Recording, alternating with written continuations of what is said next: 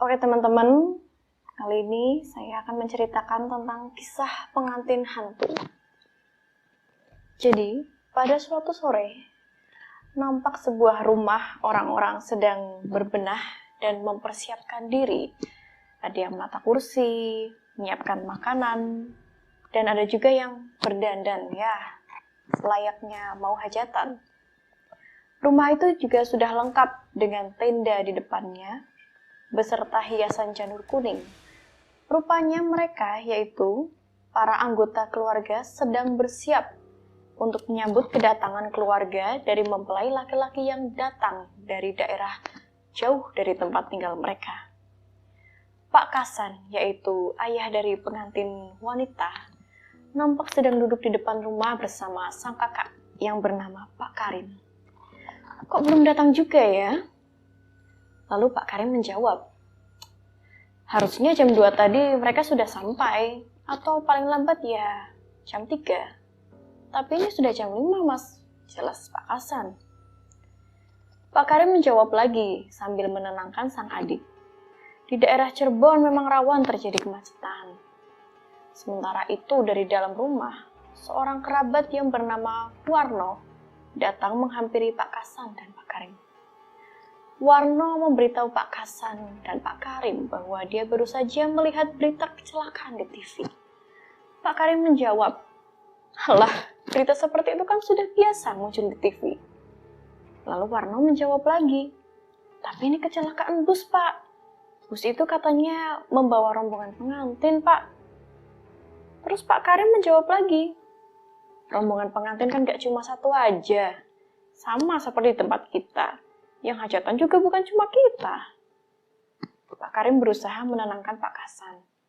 "Sudahlah, berita seperti itu nggak perlu terlalu ditanggapi." Setelah itu Pak Kasan menyuruh Warno untuk pergi ke wartel dan menelpon ke keluarga mempelai pria, karena waktu itu belum ada telepon guys. Masih ada wartel. Jadi cerita ini muncul pada tahun 90-an. Masih jarang. TV juga jarang. Menghubungi orang jauh harus pergi ke wartel dulu. Sementara itu di dalam rumah mempelai perempuan yang bernama Sukinah sedang didandani oleh perias didampingi sang ibu. Dan Pak Kasan menghampiri mereka di tempat rias. Sembari menatap anaknya, Pak Kasan berkata, "Rasa-rasanya kok aku seperti mau melepas anak ke medan perang." Lalu Sukinah menjawab si anak ini, "Halah, Papa mah emang biasa begitu. Dulu waktu kakak nikah aja, Bapak juga begitu kan perasaannya." Kemudian Pak Kasim keluar dari kamar rias itu. Sembari dirias, Sukinah ngobrol dengan perias pengantinnya. Di tengah obrolan perias itu berkata, "Di zaman sekarang ini kalau mau nikah nggak perlu cari hari baik. Semuanya serba cepat. Yang penting asal sudah suka sama suka, ya nikah aja." Setelah selesai dirias, Sukinah pun istirahat di kamar sembari menunggu kedatangan sang calon suami. Di situ Sukinah istirahat. Ia tertidur dan bermimpi melihat api. Di dalam mimpi itu, dia mendengar suara minta tolong dan memanggil-manggil namanya. Sementara itu, di depan rumah, nampak Pak Kasan dan Pak Karim sedang mengobrol bersama. Pak Kasan tambah gelisah dan bertanya pada Pak Karim, "Gimana kalau bus yang kecelakaan itu betul-betul yang membawa rombongan ke rumah kita ya, Mas?" Di tengah obrolan itu, Warno datang menghampiri mereka berdua untuk memberitahu bahwa Sukinah pingsan di kamarnya. Pak Kasan dan Pak Karim lalu bergegas dong menuju ke kamar Sukinah.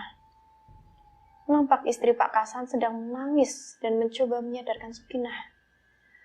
Pak Karim meminta agar Sukinah dibawa turun dari ranjangnya dan menidurkannya di lantai. Nah, rupanya Pak Karim ini punya kemampuan untuk menyembuhkan orang yang mengalami hal seperti itu. Pak Karim memencet kedua jempol kaki dari Sukinah ini, lalu dia meminta untuk diambilkan kapur tulis dan air 1 gelas. Kemudian kapur tulis itu diminta Pak Karim tadi digoreskan, melingkari badan Sukinah, dan air yang di gelas itu dibacakan doa oleh Pak Karim dan diminumkan ke Sukinah. Tidak lama setelah itu, Pak Karim tertuju ke kasur pengantin. Lalu dia membuka spray kasur itu, dan rupanya di balik kasur kapuk itu ada sebuah benda sebesar kepalan tangan yang terbungkus kain hitam. Tidak diketahui dari mana benda itu berasal. Lalu Pak Karim mengeluarkan benda itu dari kasur dan membawanya. Pak Kasan dan Pak Karim kembali duduk di depan rumah sembari menanti rombongan yang akan datang. Pak Kasan bertanya pada Pak Karim, "Kira-kira siapa ya Mas yang mengirim benda itu?" Sambil menenangkan sang adik, Pak Karim menjawab, "Kalau kamu tahu siapa yang mengirim, lantas mau apa? Sudahlah, lupakan saja, gak perlu dendam." Sementara itu, di dalam rumah, tamu-tamu sudah banyak berdatangan. Mereka disambut oleh istri Pak Kasan dan keluarga yang lainnya. Kemudian seorang ibu-ibu cerita kepada istri Pak Warno bahwa dia tadi melihat berita kecelakaan bus di TV, dan bus itu membawa rombongan pengantin.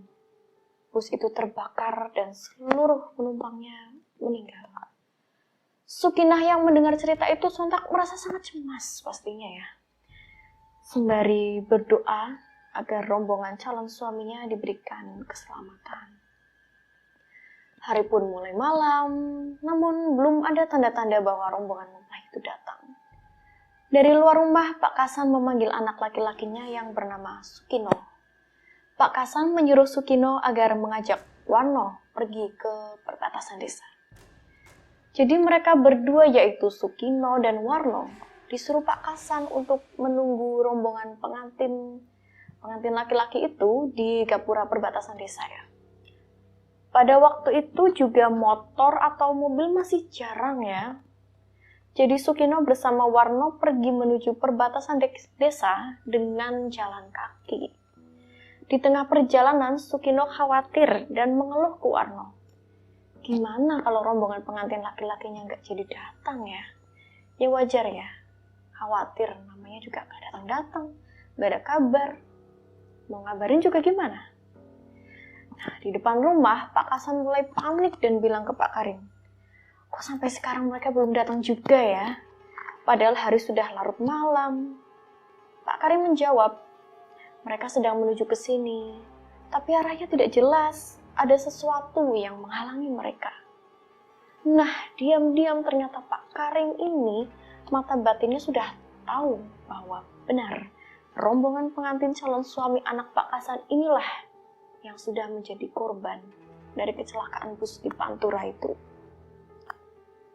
Jadi tadi yang dikatakan Pak Karim bahwa mereka sedang menuju ke sini, itu adalah arwah dari rombongan pengantin yang sudah tewas terbakar dalam kecelakaan bus itu. Sementara itu di perbatasan desa, Warno dan Sukino sedang berdiri mondar-mandir, berharap cemas karena sampai larut malam belum terlihat tanda-tanda rombongan mempelai pria ini datang. Dan gak lama setelah itu, Warno mendengar sayup-sayup suara gending gamelan yang terdengar dari kejauhan. Warno pun yakin kalau itu ada rombongan mempelai pria itu tuh.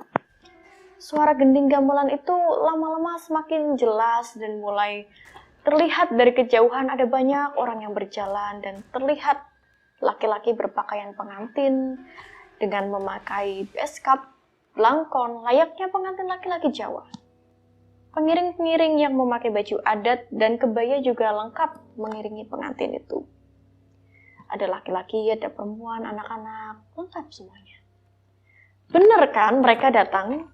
Rombongan yang berjalan kaki itu pelan-pelan mulai mendekat menuju gapura perbatasan desa itu. Suara gending itu juga membuat Warno ikut menari sambil menyambut kedatangan mereka.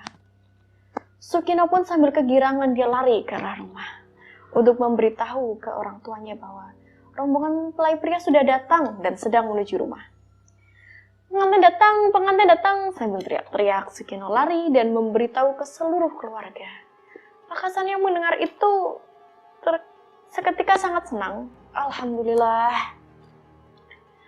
Lalu Pak Karim yang berdiri di sebelah Pak Kasan mengatakan, "Kamu diam di sini saja, biar saya saja yang menyambut."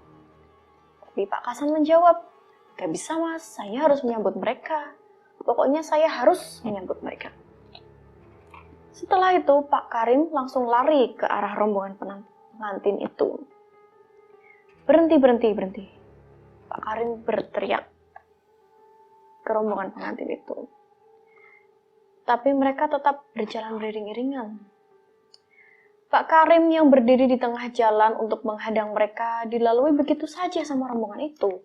Dan badan mereka menembus melewati badan Pak Karim.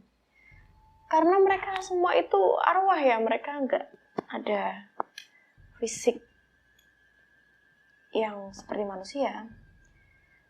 Seketika Pak Karim pun teriak ke arah rumah. Mereka bukan manusia. Pak Hasan yang mendengar itu dia sangat jengkel pada kakaknya itu. Ngomong apa kamu mas? Lalu Pak Karim menjawab, San, kamu itu nggak tahu tentang hal gaib. Mereka itu arwah. Mereka datang ke sini untuk membawa anakmu, Sukina. Masa bodoh, mas? Acara ini harus tetap jalan dan saya harus menyambut mereka. Pak Hasan bergegas menuju ke arah pintu masuk rumah untuk menyambut rombongan itu. Tapi ketika Pak Hasan berdiri di samping pintu, tidak ada satupun di antara rombongan itu menatap Pak Hasan, termasuk sang calon mantu. Mereka semua hanya memandang lurus ke depan dengan tatapan kosong. Pak Hasan mulai keheranan. Lalu sosok pengantin pria beserta pengapit, yaitu dua anak kecil yang mendampingi pengantin di sisi kanan dan kiri pelaminan. Mereka langsung saja menuju ke pelaminan dan duduk di kursi pengantin. Menghampiri pengantin perempuan, yaitu Sukinah, yang sudah menunggu dari tadi. Namun Sukinah ini juga keheranan karena kedatangan sang calon suami yang tanpa menatap wajahnya sama sekali. Dari mulai masuk rumah hingga dia duduk di kursi pelaminan tidak menatap Sukinah sama sekali. Lalu dari arah luar rumah terdengar suara sayup-sayup sirene. Pak Karim yang tetap berada di luar rumah menyadari bahwa itu adalah suara sirene ambulans. Suara sirene itu semakin dekat dan betul iring-iringan mobil-mobil berwarna putih itu menuju rumah Pak Hasan. Warno yang berdiri di samping Pak Hasan sangat kaget melihat iring-iringan mobil ambulans itu. Pak Karim bilang ke Warno, itu adalah rombongan pengantin kita yang sebenarnya. Mereka sudah sampai. Iring-iringan mobil ambulans itu pun sampai di depan rumah Pak Hasan. Lalu turun beberapa orang polisi yang mengawal. Mereka turun dari mobil dan mengatakan bahwa mereka membawa korban kecelakaan yang mana mereka adalah rombongan pengantin yang membawa calon menantu Pak Hasan. Nah, gitulah ceritanya. Ini seram sekaligus menyedihkan ya guys ya. Semoga cerita itu cuma ada satu, gak ada yang lainnya. Oke, sekian dan terima kasih sudah mendengarkan. Sampai jumpa lagi di cerita selanjutnya. Bye-bye.